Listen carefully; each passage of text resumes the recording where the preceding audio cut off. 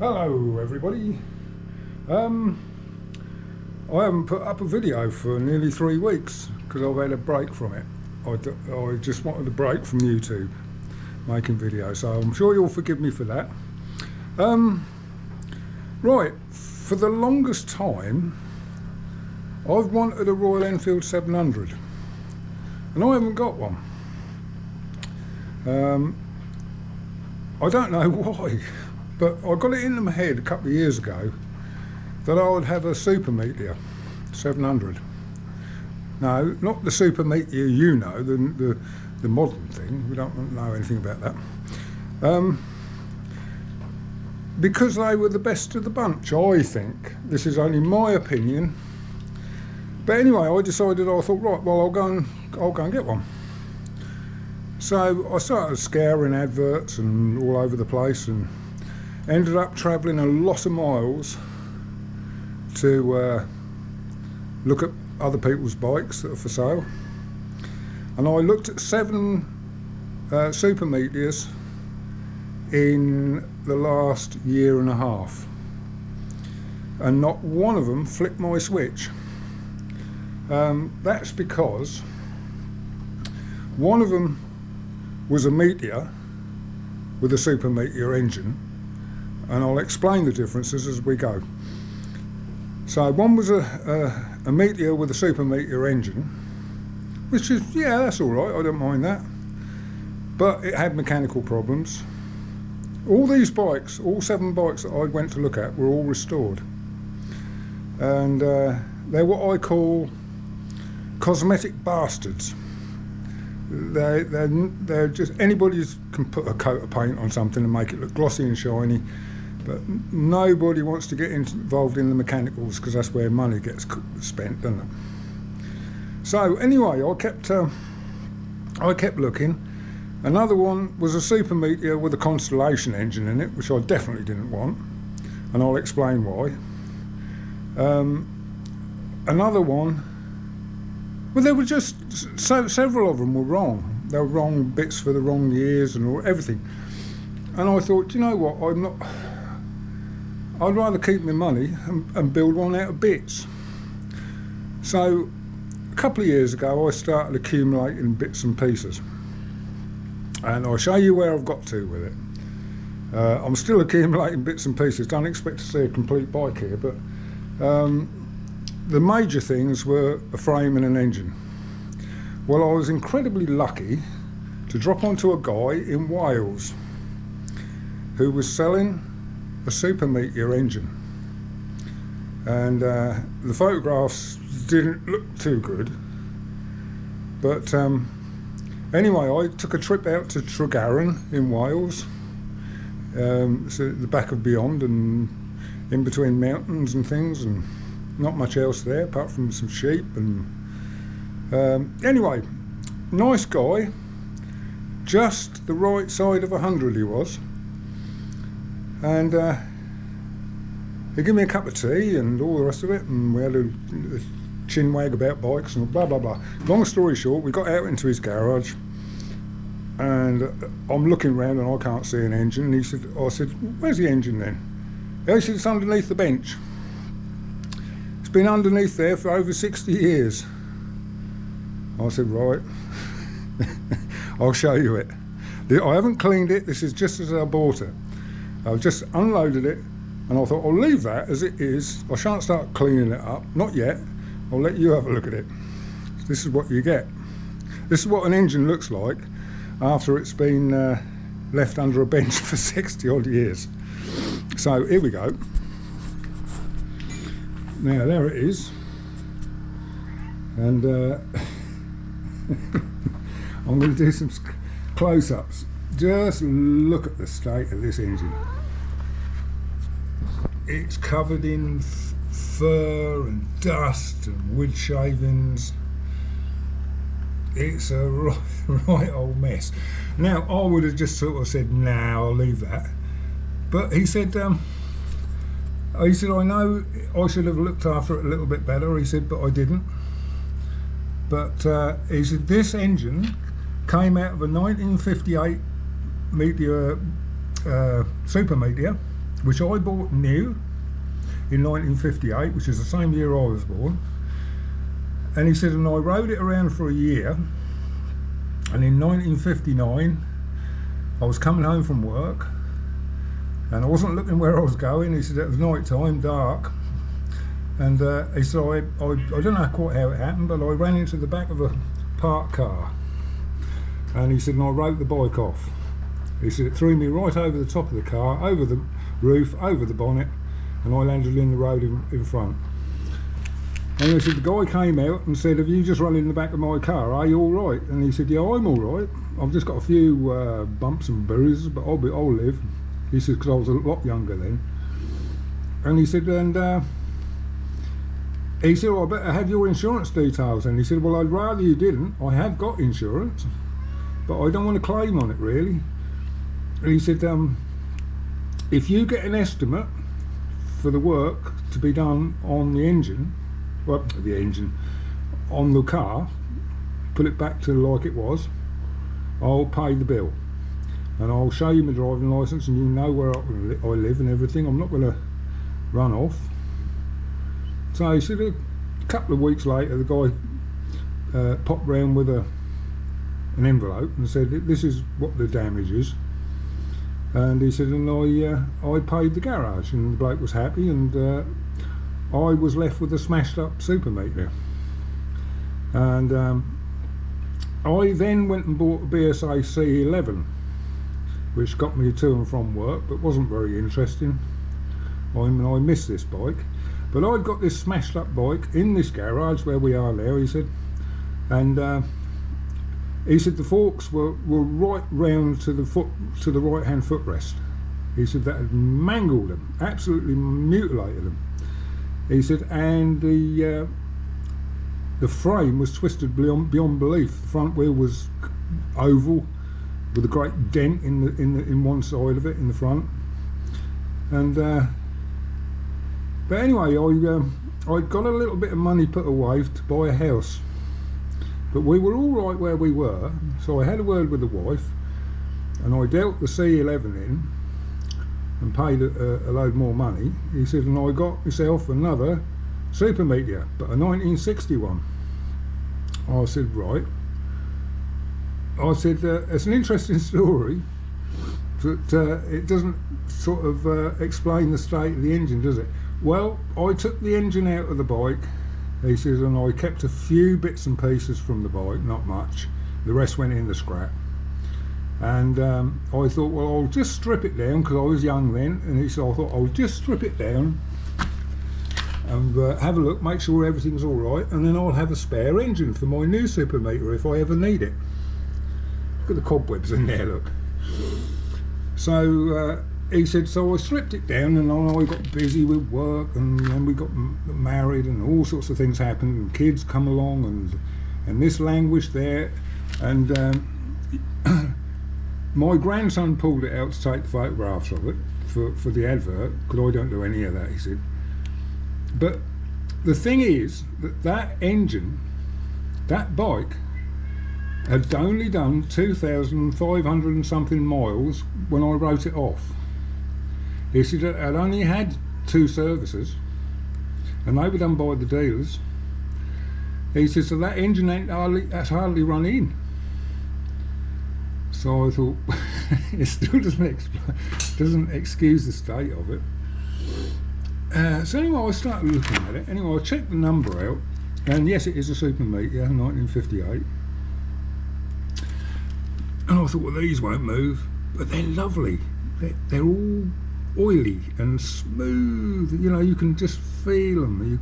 It's congealed oil in there. You know, all those years, both of them are the same.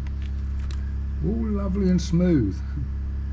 So I reckon that's a good bottom end to start with, being coil ignition as well, no magneto because they didn't have it. And I thought, well, I've got to get a frame. I said, where's all the top end of the engine then? He said, oh, they're all in them boxes next to it. Didn't you pull them out? I said, no. So this is some of the bits that he pulled out. He said, Oh, yeah, I broke that. He said, I bloody well dropped it and it hit the edge of the bench and broke it. He said, but they're the barrels off it. He said, they're on standard bores. There's no wear in them. I said, what's the other barrel then? Oh, well, that's one I just picked up. I don't know where I got that from. He said, that's just an odd one. I said, and the head as well? He said, yeah, I got an odd head as well. But he said, these are the two that belong to it. These two. That one's just an outsider. So, yeah, I got all those. And I said, what about all the nuts and bolts and that? I got a big bag of them. I know where they are. And he pulled them out, and I've got a big bag of nuts and bolts. And another box came out with some Meteor pistons. They are Meteor pistons. The flat top ones are. But these are Super Meteor pistons with the domes on them. You can see they're quite domed. Because the Super Meteor was higher compression than the Meteor. So I got a box of odds and sods. There's a clutch and there's an alternator and various bits and pieces. Inlet manifold and the valve cap. There's only one, but there's 4 push rods. But I've got plenty of valve caps, as you can see there, the big string of them, the valve covers. So yeah, good starting point. Anyway, I was then lucky enough to come across the frame, which is a 1960 Royal Enfield Meteor, Super Meteor, by the frame number. So this will end up as a 1960 Super Meteor with a 1958 engine. Not that there's any difference. And that's a good starting point as well, because the swinging arms there's some remnants of some forks. But I've got a set of Super Meteor forks standing there, look. And another thing, another oddity, which is this nacelle. I don't know what this is off, because it's almost identical to the one that's on this frame. As you can see, they're identical, but they're not, because I'll put this down a minute. Here you've got the side lights, the tiger eyes as they call them, one here and one the other side. Look, there. This hasn't got it. There's no tiger eyes on it. Yeah, everything else is identical, so it's definitely Royal Enfield, but I don't know what model that comes off. If you know, leave a note in the comments. So, I've got my work cut out. I've still got a lot of stuff to find, but I don't. I've got to strip the whole engine right down to the last nut and bolt and clean everything, and I'll inspect everything. And the beauty about building a bike from bits is once you've got the frame powder coated, which I'm going to do, you can make sure that every single part that you bolt on to that frame is as good as new, or otherwise it doesn't get fitted to the frame. And that way you end up with a really nice bike. Because I've got a new petrol tank which I bought in anticipation of getting one of these. Brand new petrol tank. Yes, it was made in India. Yes, it does fit. I haven't got it out here because it's all wrapped up, and I'll keep that indoors. It's not a chrome one, it's unpainted but just covered with red oxide. So because they weren't plated, not those ones. They had plated side panels on the side of the tanks, which I've got, but they're unplated, so I shall be going to my local chromers and getting them done. But yeah, so let me show you some pictures now, and this will be fun doing the editing, because I've got to get the pictures matched up with what I'm saying. Right, now this is a Royal Enfield Meteor. It was the first of the twins, the first of the 700s. And not the very first of the twins, because the 500 twin was first, but it was a 700. And this is the bike that provided all the styling cues for the Classic 350. Just look at it. You can see Classic 350 written all the way through it, can't you? To the overall air cleaners, the toolboxes, the shape of the frame, everything. It's the nacelle casquette. It's styled on a Meteor. Now it gets really confusing now, doesn't it? Because when Royal Enfield brought out the Meteor alongside, they brought out the Meteor before the Classic 350. The Meteor doesn't look a bit like the original Meteor. I mean, the Classic 350 should have been called the Meteor. So they should have called it the Meteor Minor. That would have been even better, because they were not much different to look at. So that's the Meteor. This is a Super Meteor, and you can see it's got a different frame. It's got the same frame as I'm sitting in front of now, with the big ears on the back of the frame for the shock absorbers. It was a redesigned frame. It was they stuck with it for quite a while, and they fitted it to all sorts of things: bullets and the Fury and all the twins and the interceptors and so on and so forth. So the other difference with the Super Meteor is it has the toolboxes set in the frame, and I was incredibly lucky to find a pair of those which are really good condition. And I don't know if I can see them at the moment, but I've got a pair of those. So so we've got forks, we've got a frame, we've got an engine. I've got a gearbox for a twin in bits, which will go together. You can't use the single gearboxes on these because these have a longer main shaft, being a twin. The Hitchcocks used to sell main shafts, reproduction ones, but I haven't seen them. I haven't actually looked actually, but they might still have some. But yeah, so this is like part one of this project. I have no idea when part two will come out, because I'm still accumulating bits, and but I should do bits and pieces to this as and when. Obviously the first thing to do is get the engine built, stripped down and built, and get all the spiders out there and the cobwebs and the dust. But that is 60 plus years of grime all over that.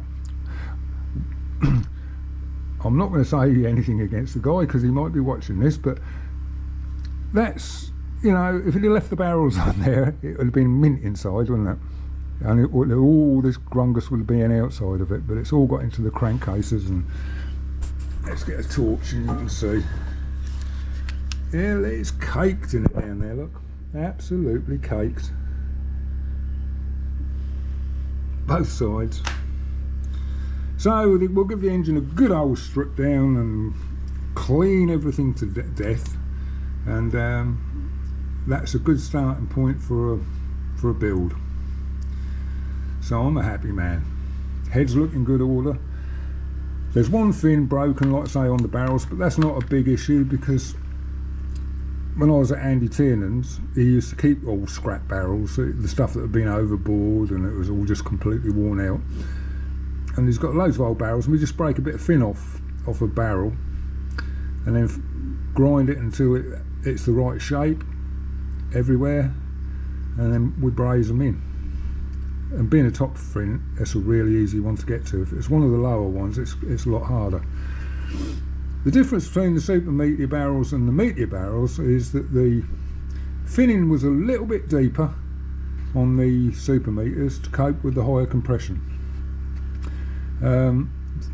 I think the Meteors were 34 horsepower.